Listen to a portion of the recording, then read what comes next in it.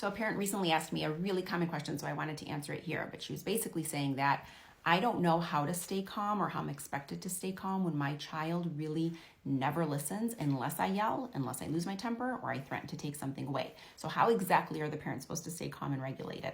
Such a fair question, and I'm here to answer you. So if you want the answer, stick around. But first, I just want to let you guys know that just in case the TikTok app gets banned, I want you guys to follow me over on Instagram and on Substack. I'm going to continue to post videos there as well and create as much video content as I can for you guys. You can also grab any one of the free resources in the link in my profile that automatically puts you on my email list, so you will not miss a thing. So go ahead, and it means the world to me if you would just support my work in that way.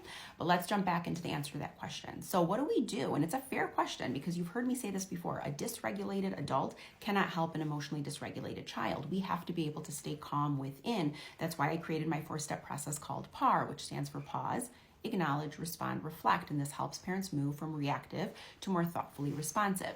So let's use an example. So let's say your child is playing and you know that you guys need to stop playing so that you can go somewhere. So maybe you give a 5-minute warning and you say, hey, in 5 minutes, we need to put your toys away, or we need to stop playing so we can go wherever.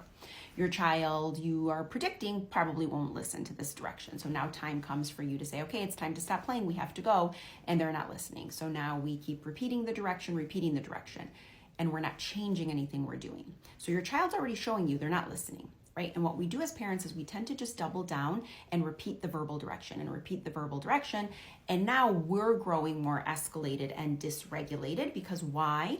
Our subconscious self is saying, no one's listening to you. They're ignoring you. Everyone ignores you. Unless you really lose it, it doesn't really matter what you have to say.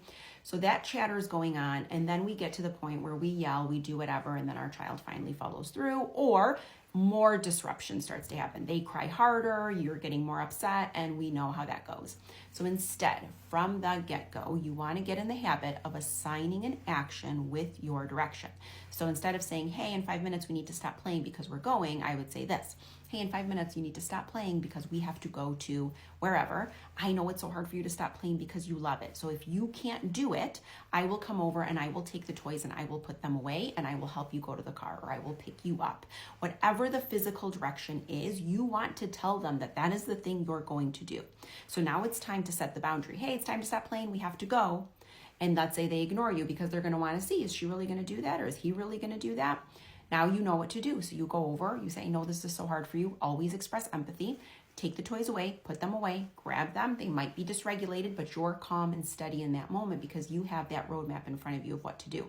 The more you can get in the habit of assigning an action to your direction, the more your child will listen because you have a way of following through. Eventually, you won't have to even do the action anymore because then your child will become so embedded that they will start to attend to the things you're asking them to do. So then you can just say, hey, we have to go in 5 minutes. I need you to clean up, and they'll just start to clean up. So that is how we get kids to tune into the words that we're saying. We have to actually assign an action to it. It's also how we keep ourselves calm. Again, for any free resources, go to the link in my profile and grab those so that you make sure you're on my email list, and also follow me along on Instagram and on Substack.